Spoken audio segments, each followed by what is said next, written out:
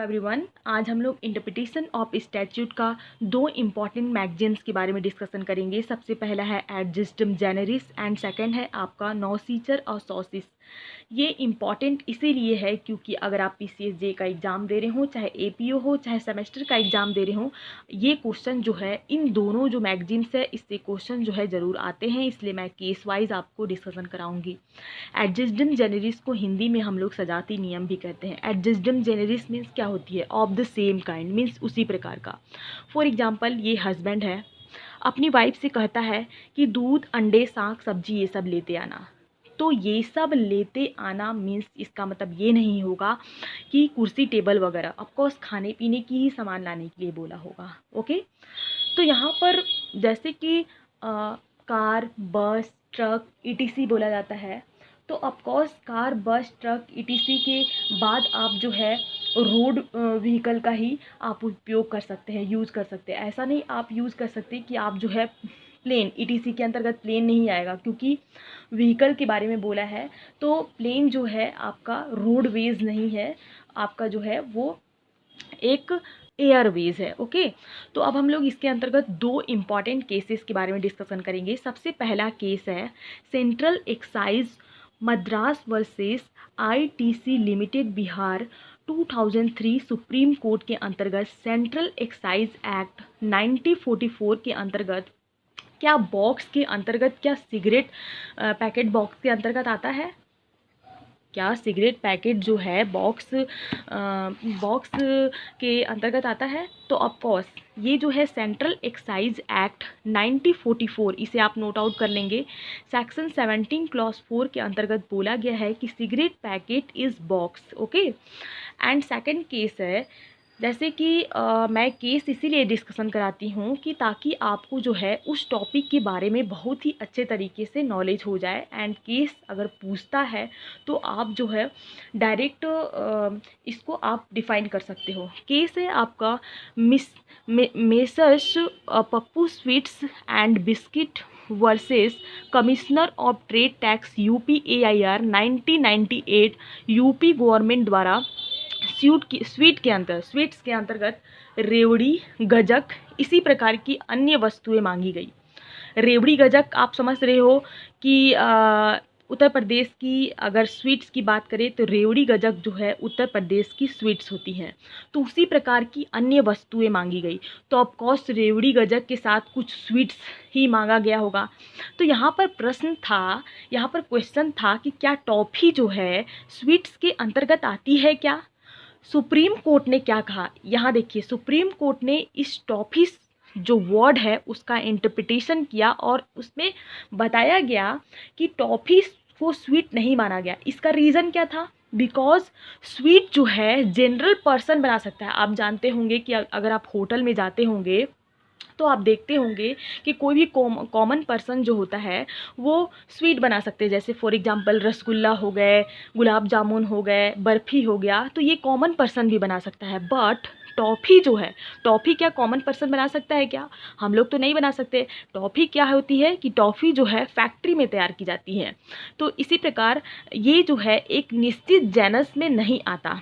Means कि जहाँ पर अगर हम जेनेरिस की बात करें, सजाती की बात करें, तो ये एक जो क्लियर, जो अगर हम बात किया जाए तो क्लियर जेनेस के अंतर्गत नहीं आता है, एडजस्टम जेनेरिस के अंतर्गत नहीं आता है। तो इसी प्रकार कहा गया है कि of the same kind means कि उसी प्रकार का होना चाहिए, ना कि डिफरेंट होना चाहिए, नहीं तो ये जो है आपका एडजस्टम जेनेरिस के अंतर्गत नहीं आएगा। ये आपने समझ लिया एडजस्टम जेनेरिस। अब हम लोग चलते हैं नौसीचर और सॉसिस। ये भी एक इम्पॉर्टेंट लीगल मैगजीन्स हो जाता है। इसे हम लोग हिंदी में सहचर्यन ज्ञायते कहते हैं। मीनिंग क्या होता है? जैसे कि अगर हम बात करें तो ये एक लैटिन मैगजीन्स है और एडजस्टम जेनेरिस भी लैटिन मैगजीन्स था। अगर हम इसको अगर तोड़ के लेते हैं हम लोग, तो नौसीचर का मीनिंग होता है टू नो एंड सॉसिस का मीनिंग होता है एसोसिएशन। तो अगर हम लोग इसे मिला देते हैं, मीन्स कि ऐड कर देते हैं, तो to know from association means कि यहाँ पर बोला गया है कि अगर हम जैसे फॉर एग्जांपल अगर बहुत बड़ी कंपनी है, ओके, बहुत बड़ी कंपनी है, उसके साथ जो है बहुत सारे मेंबर्स उस कंपनी में काम करते हैं। अगर आपने एक मेंबर को समझ लिया तो आप जो है हम आसानी से पता लगा सकते हैं कि उसके अंतर्गत जितने भी मेंबर हैं उनका बिहेवियर कैसा होगा, वो काम करने में कैसे होंगे। तो इसी प्रकार नौसीचर और सॉसिस के अंतर्गत बोला गया है किसी इंसान की फितरत उससे या उसके साथ के लोगों से पता लगती है। ओके, या तो उससे पता चलेगी उस कंपनी में जो मेंबर काम कर रहा है उससे, नहीं तो उसके साथ के जो मेंबर हैं उससे किसी भी व्यक्ति के बारे में, उस कंपनी में काम करने वाले व्यक्ति के बारे में पता लगेगी। ओके, तो फॉर एग्जांपल जैसे कि अगर हम where it can be use, अगर हम बात करें कि नौसीचर और सॉसिस का उपयोग जो है कैसे और कहाँ यूज किया जाता है, तो अगर जो है associated word have similar meaning, अगर कोई भी वर्ड जो है सिमिलर मीनिंग क्रिएट कर रहा है तो उसके अंतर्गत जो है इंटरप्रिटेशन किया जाता है कि क्या ये जो है नौसीचर और सॉसिस है। जैसे कि लेजिस्लेचर, सेकंड अगर हम पॉइंट की बात करें कि लेजिस्लेचर वर्ड जो है, कोई भी वर्ड जो है नॉट क्लियर है तो उसे हम लोग क्लियर करने के लिए नौसीचर और सॉसिस का उपयोग करते हैं। फॉर एग्जाम्पल हम लोग केसेस के थ्रू समझेंगे, आपको ज़्यादा घबराने की ज़रूरत नहीं है कि मैम क्या बता रही हैं। तो हम लोग केस लेते हैं, ये केस है आपका Alamgir versus state of Bihar. ये केस जो है आई थिंक केपीओ के एग्ज़ाम में पूछा गया है, इसीलिए आप इसे ध्यान से समझेंगे। मैंने इसे पेंसिल से लिखी हूँ। तो यहाँ पर देखिए, यहाँ पर 498 जो सेक्शन है आईपीसी का, 498 के अंतर्गत डिटेंशन वार्ड का यूज किया गया है। डिटेंशन वार्ड, निरुद्ध डिटेंशन वार्ड का यूज किया गया है। इसमें कहा गया है कि एक स्त्री अगर कोई पुरुष को अपने पास अगर डिटेंशन करके रखेगा तो उसे 2 ईयर जेल या फाइन देना होगा। मीन्स कि एक स्त्री को अगर कोई पुरुष अपने पास डिटेंशन करके रखता है तो उसे 2 ईयर जेल एंड फाइन देना होगा। बट यहाँ पर क्या होता है, इस केस के अंतर्गत एक जो औरत है वो जानबूझकर अपने पति को छोड़कर आलमगीर के पास चली गई थी। वो क्या करती है कि एक औरत जो है अपने पति को जानबूझकर छोड़कर आलमगीर के पास चली गई। सुप्रीम कोर्ट ने इस केस के अंतर्गत, तो आलमगीर ने कहता है कि मुझे 498 के अंतर्गत आप मुझे क्यों 2 ईयर जेल दे रहे हो, क्यों 2 ईयर का जेल का फ़ाइन दे रहे हैं आप मुझे, मैं तो पनिशमेंट क्यों दे रहे हो मुझे, मैं तो इस लड़की के कहने के बाद मैं इसे अपने पास डिटेंशन करके रखा हूँ। तो यहाँ पर सुप्रीम कोर्ट ने कहता है कि इस केस में डिटेंशन शब्द के अंतर्गत आता है। यहाँ पति के राइट्स का प्रोटेक्शन करना होगा, क्योंकि जैसे कि यहाँ पर ये वर्ड का यूज किया गया है डिटेंशन, तो इसके अंतर्गत कहा गया है कि कोई भी व्यक्ति अगर फुसला कर ले जाता है या फिर उसे छुपाएगा तो ये सारी चीज़ें जो है डिटेंशन वार्ड के अंतर्गत आती है। तो यहाँ पर आलमगीर को जो है 498 के अंतर्गत सुप्रीम कोर्ट ने ये कहा कि आपको जो है पनिशमेंट के तौर पे 2 ईयर जेल एंड फाइन जो है मिलेगा ही मिलेगा, क्योंकि आप जो है डिटेंशन वार्ड के अंतर्गत नौसीचर और सॉसिस का मैगजीन्स का उपयोग करने के बावजूद भी आप जो है उस महिला को क्या कर रहे हो, निरुद्ध कर रहे हो, मीन्स डिटेंशन कर रहे हो, तो आपको जो है आईपीसी का सेक्शन 498 का पनिशमेंट मिलेगा। ओके, तो यहाँ आपने बहला कर ले गए या फुसला कर ले गए या कोई लड़की को ले गए, लड़की ने खुद ही गई, तो यहाँ पर आपको ऐसा नहीं कि आपको जो है प्रोटेक्शन मिल जाएगा। अगर आपके पास लड़की खुद आई थी तो आपको जो है उसको उसके पति के पास भेजना चाहिए था कि नहीं मैं तुम्हें नहीं रख सकता हूँ, ये गलत बात है क्योंकि तुमने जो है पति को छोड़ के आई हो। तो आपने क्या किया, उस औरत को, उस महिला को अपने पास रखा। तो एक तरीके से कहा जाए कि आप जो है दोषी होंगे, पनिशेबल होंगे। एंड सेकंड केस है आपका लोकमत न्यूज़पेपर वर्सेस शंकर प्रसाद। यहाँ पर 2 वर्ड थे, डिसमिसल एंड डिस्चार्ज। तो यहाँ पर कोर्ट ने कहा कि dismissal and discharge do not have some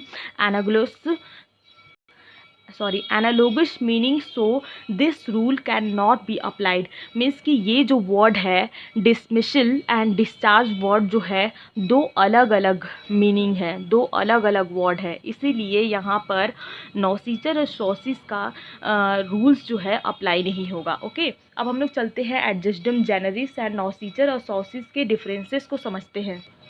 एडजस्टम जेनरिस and नॉसिचर सॉसिस जो है इसके डिफरेंसेस को समझते हैं। तो ये जो है एडजस्टम जेनरिस जो है नैरोएल फॉर्म का होता है, मीन्स कि ये जो है छोटा पैमाना है, लेकिन नॉसिचर सॉसिस जो है बॉर्डर फॉर्म का है, मीन्स कि ये बड़ा पैमाना है। जैसे कि यहाँ पर एडजस्टम जेनरिस का सेकंड जो डिफ्रेंसिएशन है relation to the nearby word, यहाँ पर क्या किया जाता है कि उसके जो पास के वर्ड है उसके अंतर्गत हम जो है उसके मीनिंग को देख सकते हैं। बट यहाँ पर नॉसिचर और सॉसिस में जो है context of the whole phrases, means कि उसके जो जितने भी मैगजीम्स है उसके अंतर्गत जो कॉन्टेक्स्ट है उसको होल प्रेजेस को देखा जाता है, इसके बाद ही हम जो है उसकी मीनिंग को डिसाइड कर सकते हैं। एंड थर्ड जो पॉइंट आ जाता है use for interpreting term of statute. For example जैसे कि कार, बाइक, बस etc है, तो आप ऑफकोर्स रोडवेज जो व्हीकल हैं उसका ही आप उपयोग कर सकते हैं, जैसे कार, बाइक, बस, ट्रक etc आप उपयोग कर सकते हैं, यूज़ कर सकते हैं। एंड नॉसिचर और सॉसिस जो है use for interpreting questionable word in statute, means कि यहाँ पर फॉर एग्जांपल जैसे कि कोई भी वर्ड जो है अनक्लियर है या फिर क्वेश्चनेबल है तो उसका आप इंटरप्रिटेटिंग कर सकते हो। एंड फोर्थ पॉइंट है एडजस्टम जेनरिस के अंतर्गत same kind or the nature, but इसमें क्या है नॉसिचर और सॉसिस के अंतर्गत to know from the association.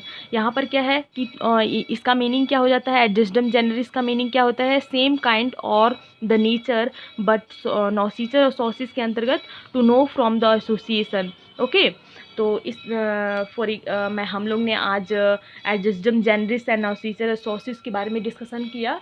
And don't forget to subscribe my channel. Till then bye bye, thank you.